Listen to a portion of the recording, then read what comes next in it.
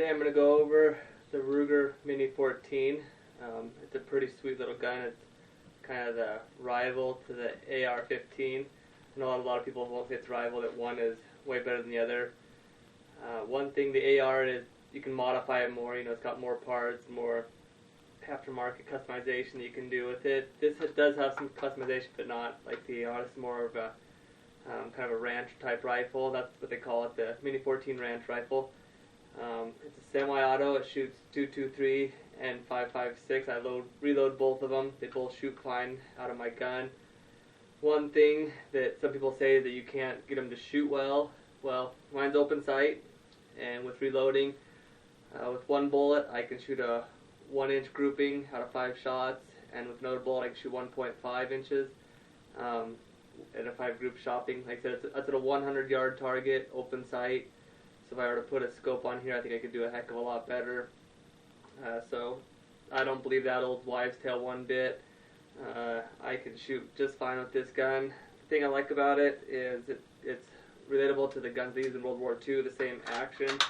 So this thing can get super dirty. It just bounces around in my truck. It's always in the back seat. For whatever reason I might need it. It's pretty short. It's probably about 4 to 6 inches shorter than my 270 is. So it's pretty versatile. It's pretty easy to maneuver. Good tactical gun if you wanted it to be. So here you got a couple different things. Here's your safety. So it's on safety now. All you gotta do is push this up and it's off safety. Here's your release for your clip. Up here you have your action. It's the slide action. If you want to clean it, you pull it back, and there's a little teeny button right here. You just push that, release the action, and then when you're ready to fire again, you just pull the action back, and it's ready to go.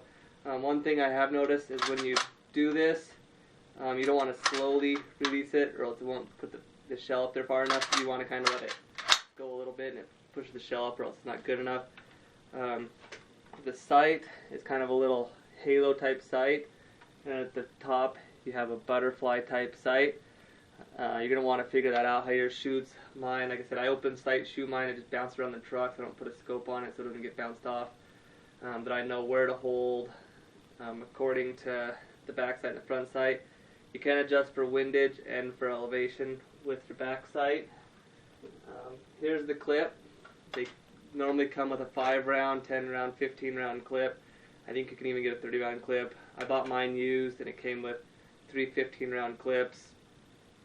So the shells are pretty easy to put in. I think I got 5 shells in here. 2, 3, 4. Oh, I guess I got a few more.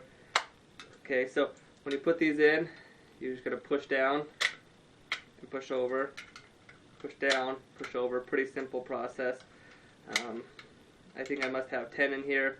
I don't ever have it fully loaded. Usually I only have 5 in there because you can go through a lot of shells pretty quick.